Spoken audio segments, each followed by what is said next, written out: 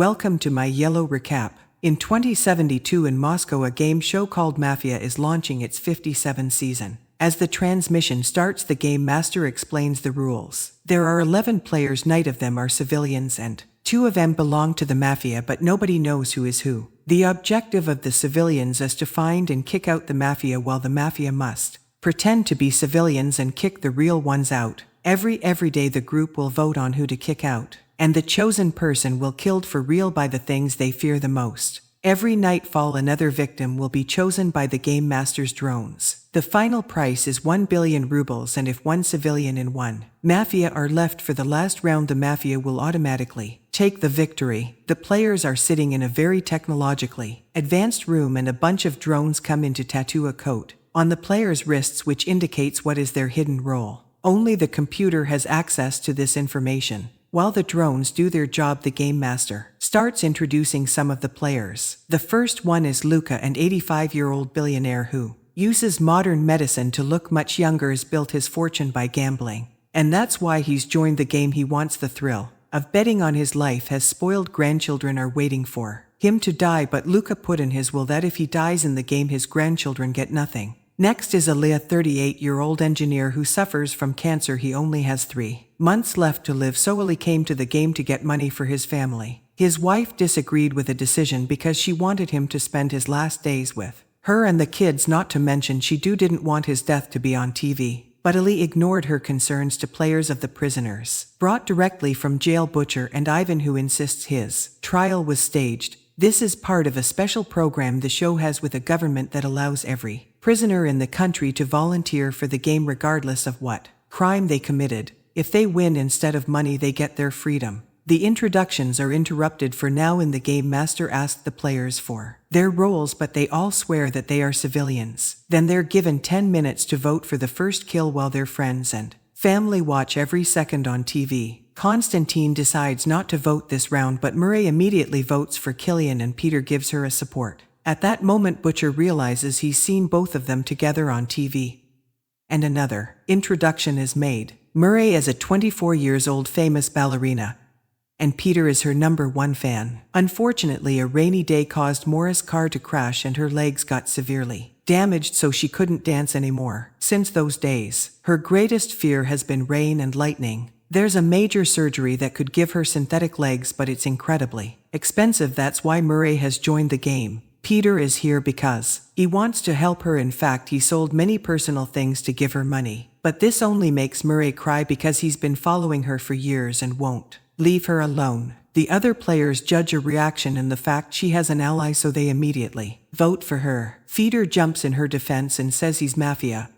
But the time runs out and Murray becomes the first chosen victim. Her role is revealed to be civilian. And then her year begins moving toward a huge black orb on the ceiling. Peter tries to go after her, but his chair keeps him bounded. Inside the mysterious orb, Murray loses consciousness and begins seeing a simulation of her worst fears. She finds herself in the woods during a stormy night, and as soon as lightning begins falling, she starts running away. The lightning goes after her, hitting the trees that surround her to force her to go in the direction of the cliff. Terrified of the storm, Murray sees no option but to jump, but the lightning catches her mid-air and kills her. At that moment, her real body disintegrates in the orb. After, the game master announces that the first nightfall is here, and the drones fly over the players to choose the next victim, who turns out to be Butcher. He starts insulting everyone around him as the chair takes him into the orb. In a flashback reveals his psychological evaluation before the game.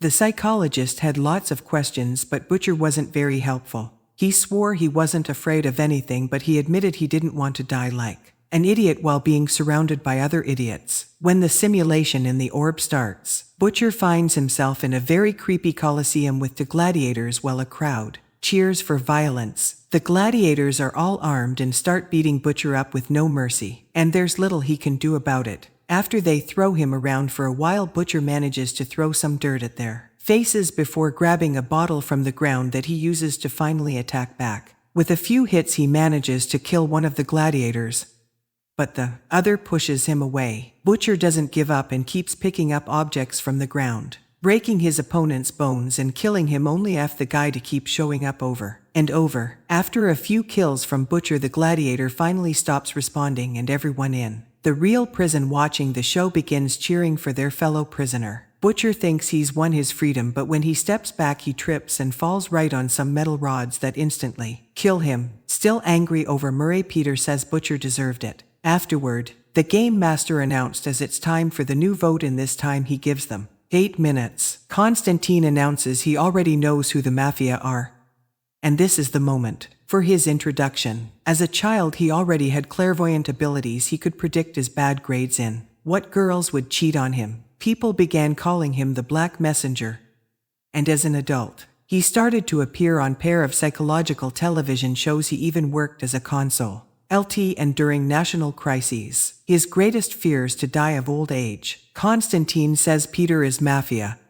And Peter responds by wondering why he let Murray die if he has powers that should have told him she was a civilian. Constantine explains he wants the money for himself and not to split it among any remaining civilians, but this only convinces Peter that Constantine is mafia and votes for him. Illy and Laura vote for Constantine too, but all the others vote for Peter. He turns out to be another civilian, meaning Constantine lied. Another flashback shows Peter's psychological evaluation. At first he said he didn't have any fears, except Murray herself, but the psychologists made him thank, and Peter remembered that as a kid he feared water. Once the chair takes Peter into the orb, the simulation puts him on a boat in the middle of the ocean. Peter immediately begins rowing to reach the creepy island, but suddenly a hole appears in the boat, and when he tries to cover it with his hands he gets cut. This causes blood to slip into the ocean, and soon the sharks begin swimming around him. A terrified Peter tries to row again, but the water is slowly sinking the boat. So he grabs a paddle and stabs a shark with it.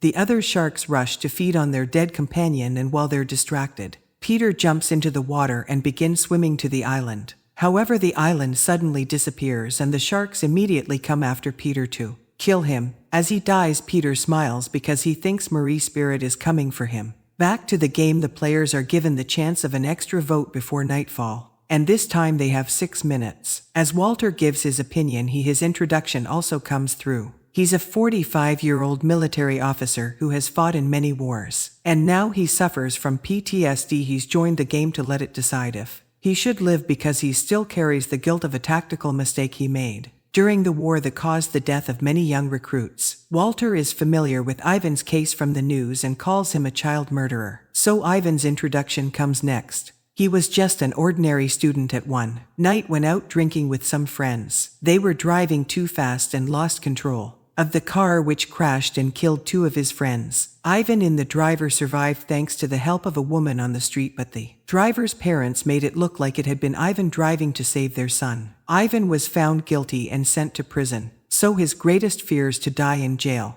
Ivan insists he's innocent before you're telling Laura that she looks familiar, but she swears they don't know each other and accuses Walter of being mafia. Walter accuses her back, and soon an argument ensues, but Walter cuts it short to vote for Laura. In turn, Laura votes for Walter, which gets the support from Luca, Ivan, and Ali. As a furious Walter begins to rant, Constantine votes for him as well. Since Karen Kate's vote won't make a difference, Walter is already chosen as the next victim. It's then revealed that Walter is also a civilian, so the 2 mafias are still in the group. When the chair pushes him into the orb, Walter finds himself reliving the day he made his mistake. He tries to warn his men about the ambush, but it's too late. Soon his team is surrounded by the enemy, and Walter's soldiers begin dying all over the place. Sometimes the simulation makes the walls disappear to allow even more enemies to attack and cause very cruel deaths, like a soldier that gets killed by a fire. Eventually Walter comes down to shoot as many enemies as possible, but seeing the bodies of his men in the wall disintegrating causes him to accept as time has come. At that moment the enemy shoots Walter and kills him. Seconds later it's time for another nightfall, and the drones choose Laura, who gets her introduction a little too late. She used to have a house, a good job and a loving family, but unfortunately she became an alcoholic and denied any help from her husband. Soon their son died and her husband left her, so she was left alone. She wasn't brave enough to self-delete, and her greatest fear is heights. For more than 8 years Laura didn't leave the house, until one night when she was by the road.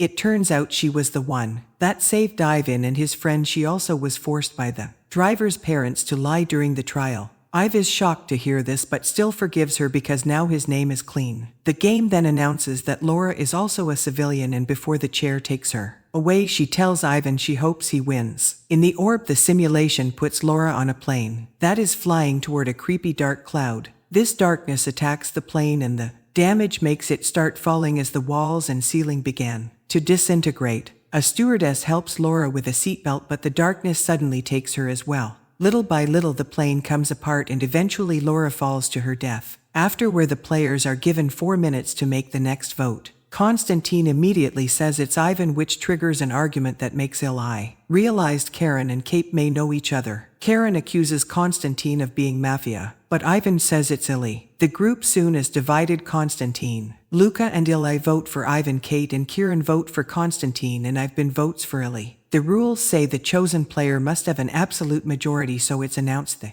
vote shall be read done but only using the 3 voted names. Luca changes his vote to Constantine, and the other for keep their same choice, so Constantine shocks everyone by voting for himself. It's the first time ever in the show that someone votes for themselves. And more surprisingly, Constantine turns out to be mafia. When he's put in the simulation, Constantine appears on a set of stairs, where a man bumps into him and calls him "Go Grandpa." The word angers Constantine, but he suddenly starts coughing as he finds a bunch of mirrors that reveal his aging rapidly. It gets hard for him to go downstairs, but as he reaches the end of his life, Constantine begins laughing and explains his cheated, apparently dying of old age isn't his greatest fear. In fact, he considers it the most beautiful death. Then another nightfall arrives and the drones choose the next victim. Ivan is the pick name, and he turns out to be a civilian as well. Kate begins to cry, but Ivan says it's okay because his name was cleaned. He sends his mother his love, apologizing for not being a good son before the orb takes him.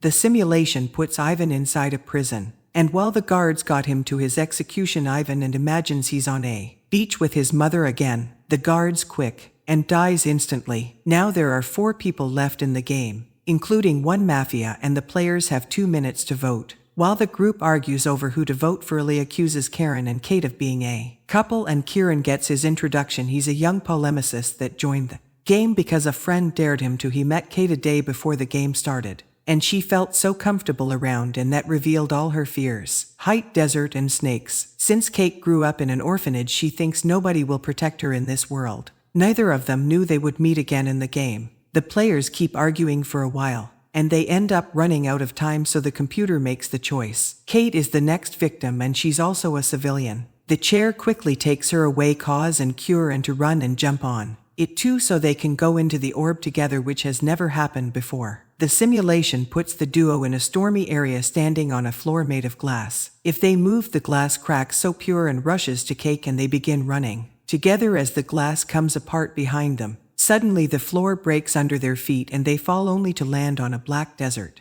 They see a triangle of light on top of a mountain, and since Constantine have mentioned during the arguments, they decide to follow it. As they move, the rocks around them begin transforming into big snakes that began chasing them. The duo runs as fast as possible, only to encounter a huge monster which represents Karen's fear, which is losing Kate. Gear and tells Kate to hide before he starts throwing rocks at the monster, rolling around whenever he needs to dodge attack. When they come closer to the mountain, the triangle of light burns the creature, and Kieran notices a second triangle hanging on the monster's neck. He runs up the monster's leg and steals the triangle. Then he uses it to reflect the mountain light and burn the creature down to ashes. Afterward, Duo sees a rock formation shaped like a face that has a triangle on one eye. They put the monster's triangle on the other eye, and the rocks move to reveal a light beam that guides them toward a house. When they enter, Kater's shocked to see this is the orphanage she grew up in, and she can see her mother handing her to an employee. It's then revealed that among her other fears, Kate is also scared of knowing why her parents left her. Kieran reminds her this isn't real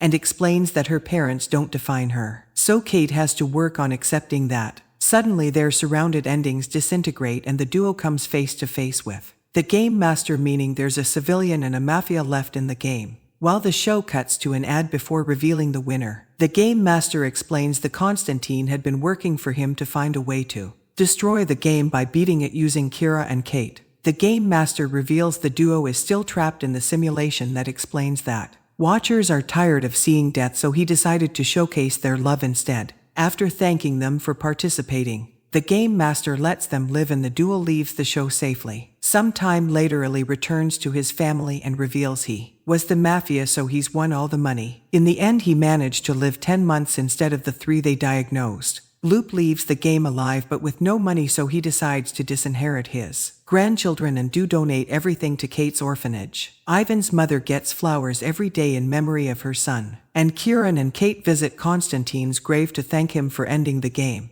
However, it's not over yet and Kieran soon signs up for the game again. Thanks for watching this video.